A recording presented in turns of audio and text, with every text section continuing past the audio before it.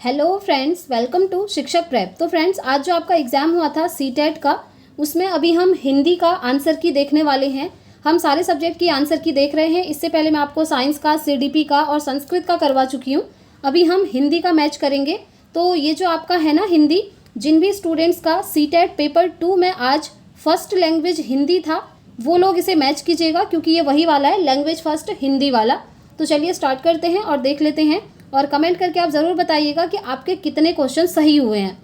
तो सबसे पहले आपसे ये गद्यांश पूछा गया था, और इसमें क्वेश्चन नंबर 91 से लेकर 99 तक गद्यांश के क्वेश्चन हैं, जो कि आपने इसको देखकर आंसर करना था। तो ये गद्यांश आपका साहित्य से रिलेटेड पूछा गया था। अभी हम सिर्फ आंसर करते हुए चलेंगे फ्रेंड्स। जो डिटेल में एनालिसिस रहेगा वो हम नेक्स्ट वीडियो में करेंगे। तो अभी आप लोग अपने आंसर मैच करते हुए चलेंगे। तो पहला क्वेश्चन जो आपसे पूछा था इस गद्यांश से, कौन सा साहित्य कालजयी साहित्य बन पाया है? पहला है जो पाठकों का मनोरंजन करे, जो समाज का दर्पण हो, जो मानवीय सत्य की व्याख्या करे, या जो बिखरते सिद्धांतों की चिंता करे।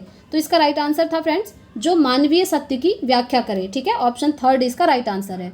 नेक्स्ट क्वेश्चन आपसे पूछा था, कालजयी से क्या तात्पर्य है? तो इसके लिए भी 4 ऑप्शन आपके सामने हैं। तो कालजयी से तात्पर्य है हमारा जो हर काल में प्रासंगिक हो। ठीक है, ये जो हमारा सेट है फ्रेंड्स, ये सेट आई है, मैं आपको पहले ही बता दूं। तो जिन भी स्टूडेंट्स का सेट आई रहा होगा उनको ये क्वेश्चन एकदम सीक्वेंस में मिलेंगे, लेकिन जिनका सेट कुछ और रहा होगा ना, तो उनके क्वेश्चन ऊपर नीचे होंगे। आप लोग देख लीजिएगा अच्छे से, उसके बाद मैच कीजिएगा। ठीक है, नेक्स्ट क्वेश्चन है, किस तरह के साहित्यकारों की आवश्यकता हर युग में बनी रहती है? जो समाज को जागरूक करते हैं, जो समाज का मनोरंजन करते हैं, जो समाज को नैतिक बनाते हैं, या जो समाज का विकास करते हैं? तो इसका राइट आंसर है आपका जो समाज को जागरूक करते हैं। Option 1 will be the right answer. Next question है, साहित्यकारों ने समाज की किस स्थिति की पहचान करने का प्रयास किया है? पहला है विकास की ओर अग्रसर समाज, दूसरा है पतन की ओर जाता हुआ समाज, उन्नतशील समाज, या फिर बिखरता हुआ समाज। तो क्वेश्चन नंबर 99 तक ये सब आपको गद्यांश से ही ढूंढने थे, और इसका राइट आंसर है पतन की ओर जाता हुआ समाज। नेक्स्ट क्वेश्चन, गद्यांश के अनुसार साहित्य में किस तरह की चिंता झलकती है? तो देखिए इसमें क्या है ना, थोड़ा सा सस्पेंस है 2 ऑप्शंस में। कौन कौन सा? एक तो आपका सेकंड वाला ऑप्शन और दूसरा वाला ऑप्शन। तो अगर हम मोस्ट प्रोबेबली बोले तो इसका राइट आंसर ऑप्शन 4 होना चाहिए, लेकिन कुछ कंडीशन में ऑप्शन 2 भी हो सकता है। लेकिन अभी हम मोस्ट अप्रोप्रिएट ऑप्शन 4 को मानते हुए चलेंगे। ठीक है, नेक्स्ट क्वेश्चन, विश्रंखलित में कौन सा प्रत्यय है? आप जानते हैं प्रत्यय आपका पीछे लगता है, तो आपका जो विश्रंखलित है इसमें जो आपका प्रत्यय है वो इक प्रत्यय है। तो 3rd ऑप्शन इसका राइट होगा।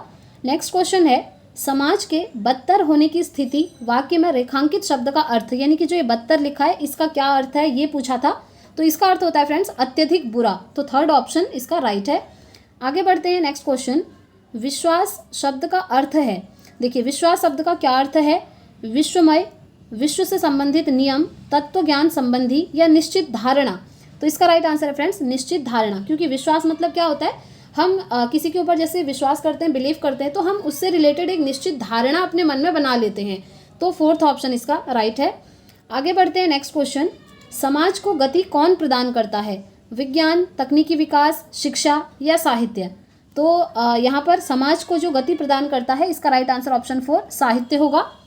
आगे बढ़ते हैं, अब देखिए हमारा गद्यांश कंप्लीट हो गया। उसके बाद आपसे एक पद्यांश पूछा गया है। ठीक है, जैसे हम पोयम कहते हैं, कविता, इसको हम काव्यांश भी कहते हैं। तो क्वेश्चन नंबर 100 से लेकर 105 तक इसी पद्यांश से आपसे क्वेश्चन पूछे गए हैं। ये पद्यांश आप देख लीजिए, दिवसावसान का समय इससे रिलेटेड है, मेघमय आसमान से उतर रही है वह संध्या सुंदर परी सी धीरे धीरे। तो अभी इसको डिटेल में नहीं देखेंगे, अभी बस क्वेश्चन आंसर करेंगे।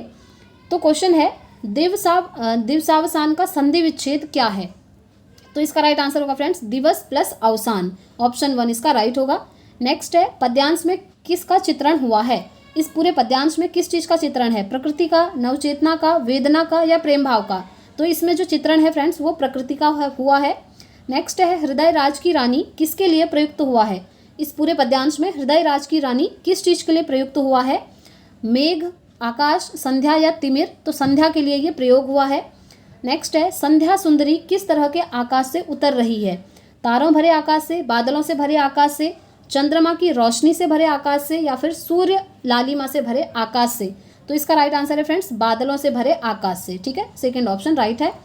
नेक्स्ट है, किसके हंसने की बात की गई है इस पद्यांश में? मेघ, तारा, संध्या, या आकाश? तो इसका राइट आंसर है आपका तारा। ठीक है, चलिए आगे बढ़ते हैं, नेक्स्ट क्वेश्चन, पद्यांश में किस अलंकार का प्रयोग अधिक मुखरित है? कौन से पद्यांश का? पहला है अतिशयोक्ति अलंकार पूछा है आपसे, ठीक है, अनुप्रास, यमक और मानवीकरण। तो इसका राइट आंसर है फ्रेंड्स मानवीकरण। नेक्स्ट है अध्यापकों, शिक्षार्थियों और सामग्री पर टेस्ट एवं आकलन का प्रभाव क्या कहलाता है? देखिए क्वेश्चन नंबर 105 तक आपके गद्यांश और पद्यांश के कंप्लीट हो चुके हैं। अब ये जो आपके हिंदी में पेडागोजी वाले क्वेश्चन पूछे थे वो यहाँ से स्टार्ट होते हैं। 106 से लेकर आपका 120 तक ये रहेगा, ठीक है। तो क्वेश्चन है अध्यापकों, शिक्षार्थियों और सामग्री पर टेस्ट एवं आकलन का प्रभाव क्या कहलाता है? विधि प्रभाव कहलाता है, भाषा परीक्षण का प्रभाव कहलाता है, कक्षाई प्रभाव या पुनर्वलन? तो देखिए ये क्या कहलाता है? ये कहलाता है हमारा वॉशबैक इफेक्ट, जिसे हम कहते हैं भाषा परीक्षण का प्रभाव, ठीक है। सेकंड ऑप्शन राइट है। नेक्स्ट क्वेश्चन देख लीजिए, विद्यालयों को योगात्मक द्विभाषावाद का अनुसरण करना चाहिए क्योंकि यह, क्यों करना चाहिए? बच्चे की संस्कृति और भाषा को महत्व देता है, या अंग्रेजी शिक्षण को द्वितीय भाषा के रूप में महत्व देता है, या बच्चे की भाषा को समुन्नत करता है लेकिन उनकी संस्कृति को नहीं करता है, और चौथा है प्रथम भाषा के विकास में अवरोध पैदा करता है। तो इसका राइट आंसर होगा कि बच्चे की संस्कृति और भाषा को महत्व देता है, ठीक है। ऑप्शन 1 राइट होगा। नेक्स्ट है भाषागत कार्य जैसे स्वर शैली, तान, बलाघात और लय को क्या कहा जाएगा? बताइए क्या कहा जाएगा? काव्य, छंद शास्त्र, ध्वन्यात्मकता या प्रशासनिक अध्यादेश? तो ये कहलाएगा फ्रेंड्स ध्वन्यात्मकता। थर्ड ऑप्शन इसका राइट होगा। आगे बढ़ते हैं नेक्स्ट क्वेश्चन की तरफ। भारत में भाषाओं के बारे में कौन सा कथन सही नहीं है? नोट पूछा है। भारत के संविधान के अनुसार अंग्रेजी सहराजकीय भाषा है, हम जानते ही हैं। भारत के संविधान में जो 8वीं अनुसूची है उसमें 22 भाषाएं हैं, ये भी सही है।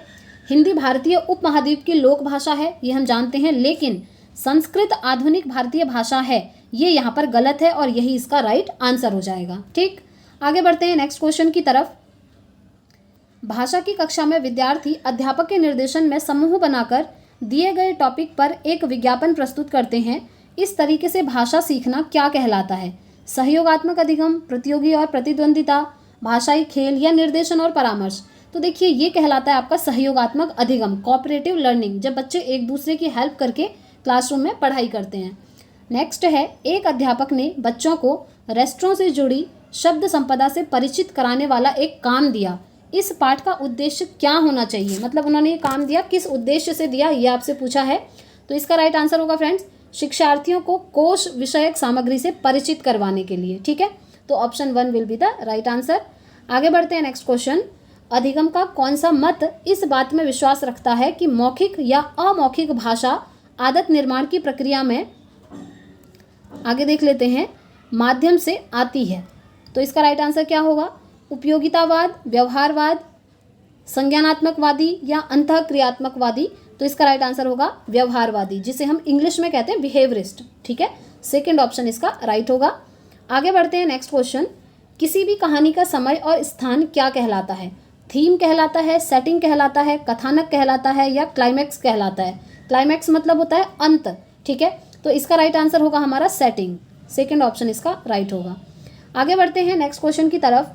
भाषा की कक्षा में एक अध्यापक ने विद्यार्थियों के एक समूह को ग्राहक, प्रॉपर्टी डीलर, मकान मालिक और किराएदार का अभिनय करने के लिए कहा और शेष शिक्षार्थियों से कहा कि इस अभिनय को देखें और वार्तालाप का आनंद लें। तो इस गतिविधि को क्या कहा जाएगा?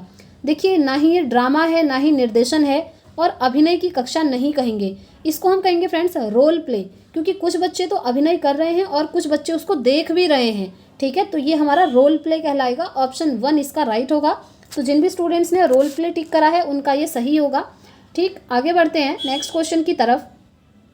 कक्षा 5 की भाषा अध्यापक अपनी कक्षा में भाषा शिक्षण के लिए प्रतिदिन अनेक प्रकार की सामग्री जैसे कि समाचार पत्र, भोजन तालिका और रेल यात्रा के टिकट लाती हैं। वह अधिगम के लिए क्या कर रही है? वह अधिगम की ओर अधिक देखिए इसका राइट आंसर ही हमारा ऑप्शन 1 होगा। वो क्या कर रही है? वो अधिगम को और अधिक वास्तविक और उपयोगी बनाने के लिए प्रामाणिक सामग्री का प्रयोग कर रही है, ठीक है। तो ऑप्शन 1 इसका बिल्कुल राइट होगा। आगे बढ़ते हैं नेक्स्ट क्वेश्चन की तरफ। किसी श्रवण से जुड़ी गतिविधि की योजना बनाते समय कौन सा कारक महत्वपूर्ण नहीं है? कौन सा इंपॉर्टेंट नहीं है? रिकॉर्डिंग को थोड़ा सा रोकना, बोलने की गति, वक्ताओं का जेंडर या वक्ताओं की संख्या? तो देखिए यहाँ पर जो इंपॉर्टेंट नहीं है वो हमारा वक्ताओं का जेंडर नहीं है।